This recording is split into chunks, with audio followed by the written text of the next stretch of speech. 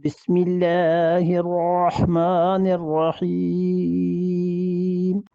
وإذا أخذنا ميثاقكم لا تسفكون دماءكم ولا تخرجون أنفسكم من دياركم ثم أقررتم وأنتم تشهدون۔ اور دوسری کا ذکر کیا ہے وَإِذْ أَخَذْنَا مِيثَاقَكُمْ، اور جب ہم نے تم سے پکا وعدہ عہد و پیمان اس بات کا لے لیا کہ لا تسفکون دماءکم، تم ایک دوسرے کا خون نہیں بہاؤ گے۔ یہ سفک کا لفظ پہلے گزرا ہے نا کہ فرشتوں نے کہا کہ وَيَسْفِكُ الدِّمَاء، اور جن کو آپ خلافت دینے لگے ہیں، دنیا میں بھیج رہے ہیں، یہ تو خون بہائیں گے۔ اللہ نے فرمایا لا تسفکون دماءکم، تم ایک دوسرے کا خون نہیں بہاؤ گے۔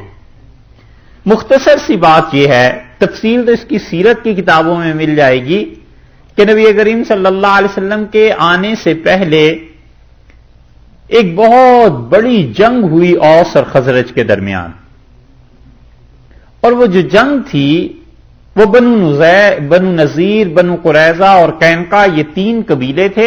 اصل میں جنگ اوس اور خزرج کے درمیان تھی۔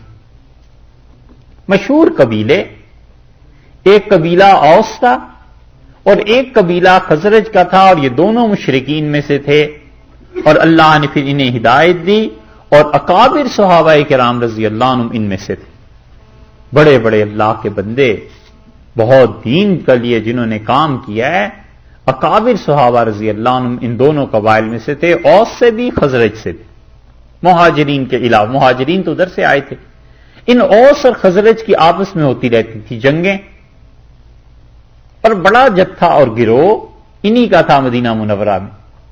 تو اقلیتیں جہاں بھی ہوتی ہیں جس ملک میں، وہ اکثریت کا کوئی نہ کوئی طبقہ اس سے ملی ہوئی رہتی ہیں اپنی بقا کے لیے، کیونکہ اگر وہ بالکل ہی چھوڑ دیں اکثریت کو بے لگام تو ان کا اپنا تحفظ خطرے میں پڑ جاتا ہے نا۔ تو اس لیے اقلیتیں اپنے آپ کو بچانے کے لیے، سروائیو کرنے کے لیے اکثریت کے کسی نہ کسی طبقے سے جڑی رہتی۔ ہوا یہ کہ ان کی جنگیں تو ہوتی رہتی تھیں۔ مثلا ایک مشہور جنگ رسول اللہ صلی اللہ علیہ وسلم کے آنے سے کچھ ہی پہلے ختم ہوئی تھی، 5، 7، 10 برس پہلے ایسے ختم ہوئی ہوگی، اور یہ بھی اتنی شدید تھی کہ ہزاروں لوگ ان کے ایک دوسرے کے کام آ گئے، اوس اور خزرج کے۔ یہودی تھے اقلیت میں، 3 قبیلے تھے ان کے، ایک بنو قریظہ تھے، ایک بنو نذیر تھے، اور ایک قینقاع تھے، اور یہ تینوں قبیلے مشرکین میں کسی نہ کسی کے ساتھ لگے رہتے تھے تاکہ ہم بھی باقی رہیں۔ اور رسول اللہ صلی اللہ علیہ وسلم کی آمد سے پہلے جو جنگ بواس ہوئی ہے، جنگ بواس اس کا نام تھا، جس میں ہزاروں یہ اوس اور خزرج کے لوگ کام آ گئے تھے۔ ان میں بنو نذیر اور بنو قریظہ، ایک روایت کے مطابق یہ دونوں جو تھے اوس قبیلے کے ساتھ جڑ گئے۔ بنو قریظہ نے اور بنو نذیر نے اوس والوں کے ساتھ اتحاد کر لیا، اور قینقاع جو تھے وہ خزرج کے ساتھ چلے گئے۔ تو اب جو آپس میں جنگیں ہوئی ہیں سب کی، تو ظاہر ہے یہ حلیف بنے ہوئے تھے، یہ بھی لڑے۔ جب یہ لڑے تو یہودیوں نے ایک دوسرے کو قتل کیا، ان کے گھروں سے نکالا، اور اس کے بعد قیدی بھی بنے۔ یہ ان آیات کا پس منظر ہے۔ بس اتنا اگر آپ سیرت میں دیکھ لیجئے گا اس کی تفصیلات، اب دیکھیے ان آیات کو یہ حل ہو جائیں گی۔ اللہ تعالیٰ نے فرمایا ہے وَإِذْ أَخَذْنَا مِيثَاقَكُمْ، اور جب ہم نے تم سے پکا وعدہ لے لیا تھا کہ لا تسفکون دماءکم، تم ایک دوسرے کا خون نہیں بہاؤ گے۔ پہلی بات تو یہ ہوئی، انہوں نے اوس اور خزرج کے ساتھ مل کر حلیف جو تھے یہودی ایک دوسرے کے خون بہایا، خوب قتل ہوئے۔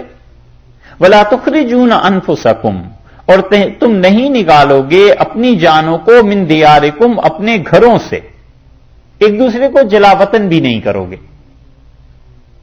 یہودی جب لڑتے تھے اور مشرکین جب لڑتے تھے تو اپنے دشمنوں کے گھروں پر، زمینوں پر قبضہ کر لیتے تھے، انہیں وہاں سے نکال دیتے تھے۔ اللہ نے کہا یہ ہم نے عہد لے لیا تھا، ثم اقررتم، تم نے اس بات پر اقرار کیا، وانتم تشہدون، اور تم اس بات پر گواہ ہو کہ تم سے یہ عہد لیا گیا ہے۔ تورات کی تعلیم کے مطابق یہودی ایک دوسرے سے آپس میں نہ لڑیں گے اور نہ ہی ایک دوسرے کو اس کے گھروں سے نکالیں گے۔